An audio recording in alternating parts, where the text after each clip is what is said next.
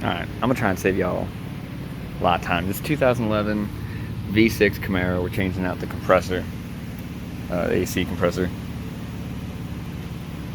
I couldn't find anything online, so everything I did, the videos I did find online, made it seem awfully difficult, and it's incredibly simple. So you start by removing your belt. The tensioner on this one's literally just put a 1/2 inch in there, and then you just use some leverage, get that belt off. I'm using a lift because I'm at my shop right now. All you gotta do is take the tire off. You can literally just do this with jack stands and a floor jack. It's real easy. So it's just 2 bolts and 1 nut on a stud that are holding this thing in. The 2 on the bottom are easiest to access from the bottom. The one on top is easiest to access from the top. They're all 13 millimeters. Now, right here, this is also a 13 millimeter bolt that is holding your suction side and liquid line in. That's easy enough to get to. The connection is right here. It's really easy to get to from the top. Once you get rid of those, you're gonna wanna remove and replace the O-rings. And on the Camaro, the O-rings are a little different. They look like these. They look more like crush washers than the classic O-rings right here. But these are the old ones, look all jacked up. These are the new ones. Now the part that everyone seems to not know or figure out is when you take these 2 bolts out and this nut, this stud right here that is still in the engine, people say you can't clear to get the compressor out because this stud's in there. They say you hit the firewall, or not the firewall, you hit the side of the car and you can't get it out. And I've seen people remove the whole bracket and things like that, and that's a little ridiculous. You don't need to do that. Literally, this is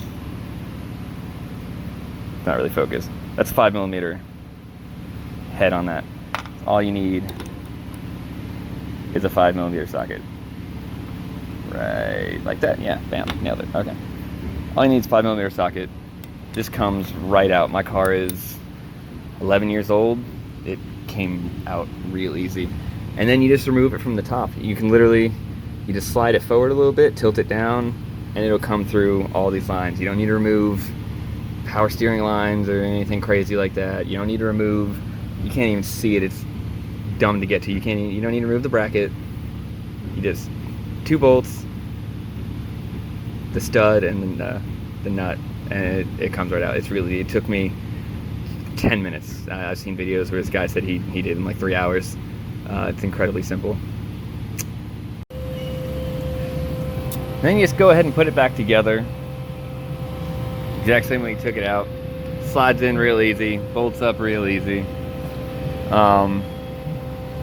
You're gonna want, anytime you open up the system, you should replace the desiccant sac or the dryer, and that is on the left side of your condenser. It's just connected to your radiator. That's kind of its own ordeal. You take off this little cap. It's got a Torx bit. It's got a snap ring, and then it's got this plug. I just found a big ass bolt shove into the plug to rip it out. And then you just replace the desiccant sac, which looks like this. It gets all the moisture and everything out. Now, one of the things is how you release the refrigerant and get the refrigerant back into your car. I suppose that's between you and Jesus. I don't work for the EPA. So however you release it is how you release it. I would say, properly with an AC machine. Most people don't have those. But realistically, you can do all of this at your house. I would highly recommend, once you do the actual job, taking it to a shop and having them fill the refrigerant for you. And not just that, anytime you open up your system to the atmosphere, it's going to get moisture, moisture and air inside. And the only thing inside your AC system should be refrigerant and oil.